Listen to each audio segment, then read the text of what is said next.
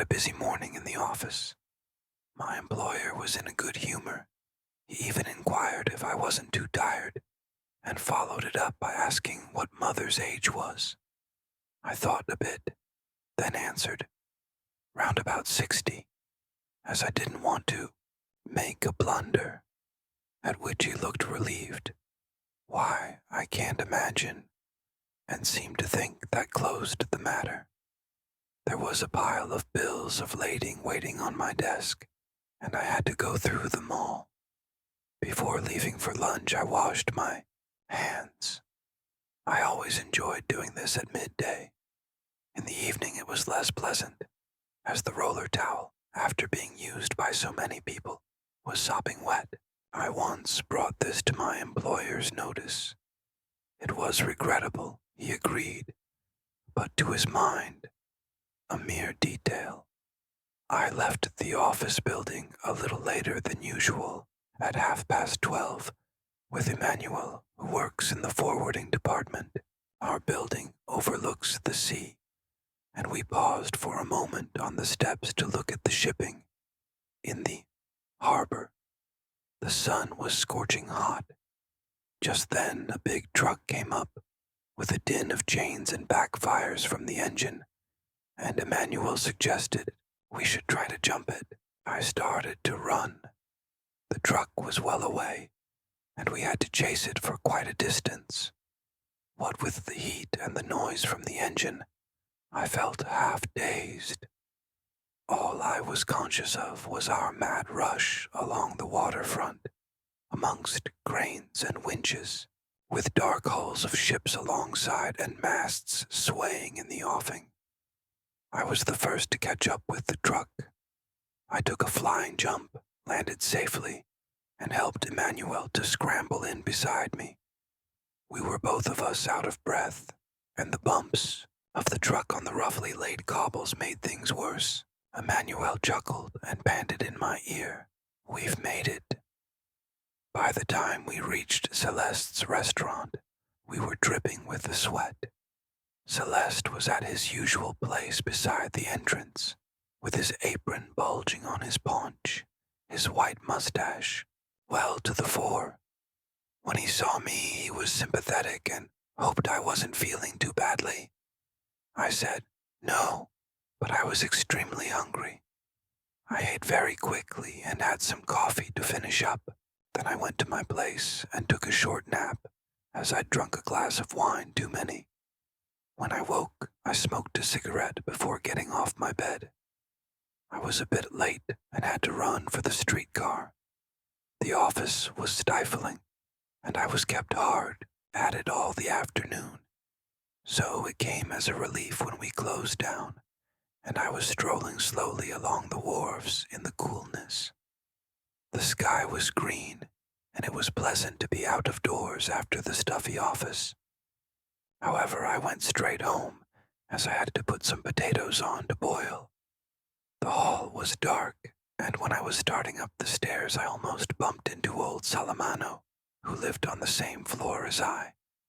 As usual, he had his dog with him. For 8 years, the two had been inseparable. Salamano's spaniel is an ugly brute, afflicted with some skin disease. Mange, I suspect. Anyhow, it has lost all its hair, and its body is covered with brown scabs. Perhaps, through living in one small room, cooped up with his dog, Salamano has come to resemble it. His towy hair has gone very thin, and he has reddish blotches on his face. And the dog has developed something of its master's queer hunched-up gait. It always has its muzzle stretched far forward, and its nose to the ground, but, oddly enough, though so much alike, they detest each other. Twice a day, at 11 and 6, the old fellow takes his dog for a walk, and for 8 years, that walk has never varied. You can see them in the Rue de Lyon, the dog pulling his master along as hard as he can, till finally the old chap misses a step and nearly falls. Then he beats his dog and calls it names. The dog cowers and lags behind, and it's his master's turn to drag him along. Presently, the dog forgets, starts tugging at the leash again, gets another hiding and more abuse. Then they halt on the pavement, the pair of them, and glare at each other, the dog with terror and the man with hatred in his eyes. Every time they're out, this happens. When the dog wants to stop at a lamppost, the old boy won't let him and drags him on, and the wretched spaniel leaves behind him a trail of little drops. But if he does it in the room, it means another hiding. It's been going on like this for 8 years, and Celeste always says it's a crying shame, and something should be done about it. But really one can't be sure. When I met him in the hall, Salamano was bawling at his dog, calling him a bastard, a lousy mongrel, and so forth, and the dog was whining. I said, "Good evening," but the old fellow took no notice and went on cursing, so I thought I'd ask him what the dog had done. Again, he didn't answer, but went on shouting, "You bloody cur," and the rest of it. I couldn't see very clearly, but he seemed to be fixing something on the dog's collar. I raised my voice a little. Without looking round, he mumbled in a sort of suppressed fury, "He's always in the way, blast him." Then he started up the stairs, but the dog tried to resist and flattened itself out on the floor, so he had to haul it up on the leash, step by step. Just then another man who lives on my floor came in from the street. The general idea hereabouts is that he's a pimp, but if you ask him what his job is, he says he's a warehouseman. One thing's sure, he isn't popular in our street. Still, he often has a word for me, and drops in sometimes for a short talk in my room, because I listen to him. As a matter of fact, I find what he says quite interesting. So, really, I've no reason for freezing him off. His name is Sintes, Raymond Sintes. He's short and thick-set, has a nose like a boxer's, and always dresses very sprucely. He, too, once said to me, referring to Salamano, that it was a damned shame, and asked me if I wasn't disgusted by the way the old man served his dog. I answered, no. We went up the stairs together, Sinte and I, and when I was turning in at my door, he said, "Look here, how about having some grub with me? I've a black pudding and some wine." It struck me that this would save my having to cook my dinner, so I said, "Thanks very much." He, too, has only one room, and a little kitchen without a window. I saw a pink and white plaster angel above his bed, and some photos of sporting, champions, and naked girls pinned to the opposite wall. The bed hadn't been made, and the room was dirty. He began by lighting a paraffin lamp, then fumbled in his pocket and produced a rather grimy bandage, which he wrapped round his right hand. I asked him what the trouble was. He told me he'd been having a rough house with a fellow who'd annoyed him. "I'm not one who looks for trouble," he explained, "only I'm a bit short-tempered. That fellow said to me, challenging like, 'Come down off that streetcar if you're a man.' I says, 'You keep quiet. I ain't done nothing to you.' Then he said I hadn't any guts. Well, that settled it. I got down off the streetcar, and I said to him, 'You better keep your mouth shut, or I'll shut it for you.' 'I'd like to see you try,' says he. Then I gave him one across the face and laid him out, good and proper. After a bit I started to help him get up, but all he did was to kick at me from where he lay. So I gave him one with my knee and a couple more swipes. He was bleeding like a pig when I'd done with him. I asked him if he'd had enough, and he said, yes. Sinte was busy fixing his bandage while he talked, and I was sitting on the bed. "So, you see," he said, "it wasn't my fault. He was asking for it, wasn't he?" I nodded, and he added, "As a matter of fact, I rather want to ask your advice about something. It's connected with this business. You've knocked about the world a bit, and I dare say you can help me, and then I'll be your pal for life. I never forget anyone who does me a good turn." When I made no comment, he asked me if I'd like us to be pals. I replied that I had no objection, and that appeared to satisfy him. He got out the black pudding, cooked it in a frying pan, then laid the table, putting out 2 bottles of wine. While he was doing this, he didn't speak. We started dinner, and then he began telling me the whole story, hesitating a bit at first. There's a girl behind it, as usual. We slept together pretty regular. I was keeping her as a matter of fact, and she cost me a tidy sum. That fellow I knocked down is her brother. Noticing that I said nothing, he added that he knew what the neighbors said about him, but it was a filthy lie. He had his principles like everybody else, and a job in a warehouse. "Well," he said, "to go on with my story, I found out, one day, that she was letting me down. He gave her enough money to keep her going, without extravagance, though. He paid the rent of her room and 20 francs a day for food, 300 francs for rent, and 600 for her grub, with a little present thrown in now and then, a pair of stockings or whatnot. Say, 1,000 francs a month. But that wasn't enough for my fine lady.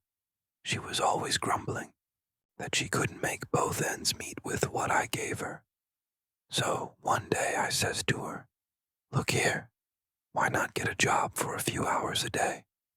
That'd make things easier for me, too. I bought you a new dress this month. I pay your rent and give you 20 francs a day, but you go and waste your money at the cafe with a pack of girls. You give them coffee and sugar, and of course the money comes out of my pocket. I treat you on the square, and that's how you pay me back.' But she wouldn't hear of working, though she kept on saying she couldn't make do with what I gave her, and then one day I found out she was doing me dirt. He went on to explain that he'd found a lottery ticket in her bag, and when he asked where the money'd come from to buy it, she wouldn't tell him. Then another time, he'd found a pawn ticket for 2 bracelets that he'd never set eyes on. So I knew there was dirty work going on, and I told her I'd have nothing more to do with her. But first, I gave her a good hiding, and I told her some home truths. I said that there was only one thing interested her, and that was getting into bed with men whenever she'd the chance. And I warned her straight, 'You'll be sorry one day, my girl, and wish you'd got me back. All the girls in the street, they're jealous of your luck in having me to keep you.' He'd beaten her till the blood came. Before that, he'd never beaten her.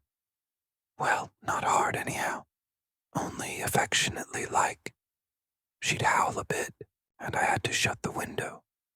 Then, of course, it ended as per usual. But this time I'm done with her. Only, to my mind, I ain't punished her enough. See what I mean?" He explained that it was about this he wanted my advice. The lamp was smoking, and he stopped pacing up and down the room to lower the wick. I just listened without speaking. I'd had a whole bottle of wine to myself, and my head was buzzing.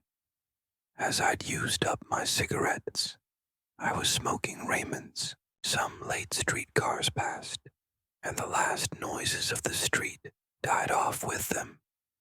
Raymond went on talking.